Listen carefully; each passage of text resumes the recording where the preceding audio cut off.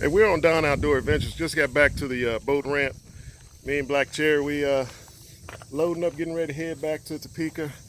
I stopped for a minute and a couple guys was over here cleaning some bluegill. They had a variety of stuff, so I gave him some crappie. And there, he's cutting one up right there.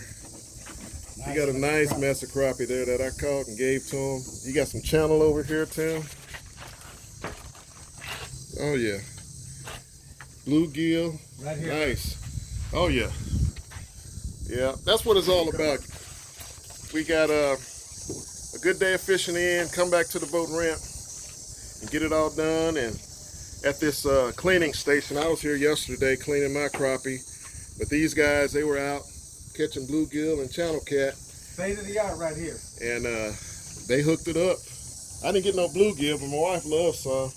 But they done killed him and got them done, and they blessed me with a bag of bluegill, and I blessed them with some crappie. That's right. There we go.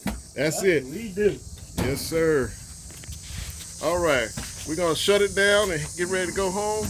We'll see you next time on Don Outdoor Adventures.